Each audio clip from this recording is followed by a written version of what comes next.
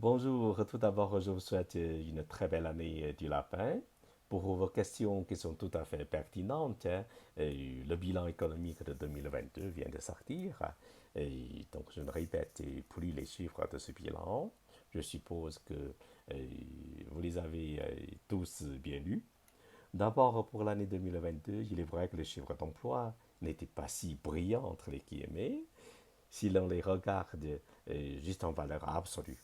Il faut dire que nous passions une année vraiment pas facile, mais si l'on prend en compte la COVID-19 qui a duré encore toute une année en 2022 et que les mesures de restriction sanitaire avaient été obligées d'adopter sur un vaste territoire comme la Chine, qui a une telle haute hétérogénéité, en fait, le résultat d'embauche de l'année dernière était, à mon avis, assez satisfaisant.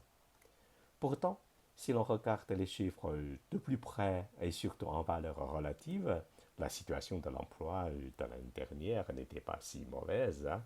Et malgré les morosités économiques, sociales et de d'autres domaines qui ont duré bientôt 3 ans. Avec les comparaisons internationales ou régionales, le résultat d'embauche de 2022 en Chine peut quand même être classé au-dessus de la moyenne mondiale ou régionale. Ceci dit, les exécutifs chinois et la population chinoise ont fait de très grands efforts pendant l'année qui vient d'écouler.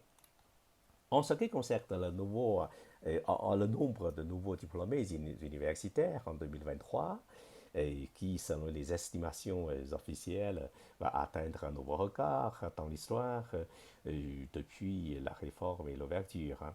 Personnellement, je suis plus ou moins inquiet, tout comme vous, mais tout en restant optimiste, à condition que les deux moteurs du PIB, produit intérieur brut, euh, pourront être accélérés.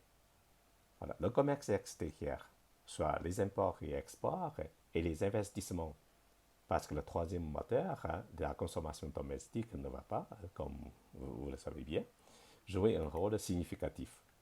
Plus concrètement, j'aimerais insister surtout sur les investissements des infrastructures, telles que celles dans le domaine de la construction des écoutes souterrains, dans les moyennes, grandes et très grandes villes.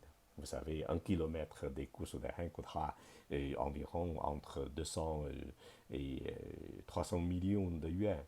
Et la construction des écoutes souterrains pourra attirer toute une chaîne de valeurs industrielles. Et surtout, les nouveaux diplômés doivent eux aussi prendre leur initiative. D'une part, je suppose que la première priorité sera de changer d'idée d'emploi. Je veux dire, le secteur public est encore bien, toujours bien, bien sûr.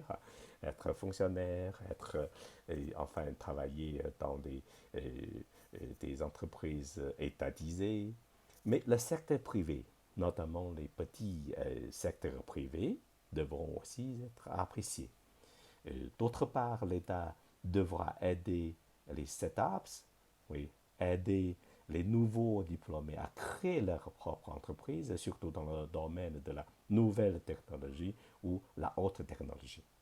En un mot, avec plus d'innovation, avec plus de création, viendra plus d'emplois.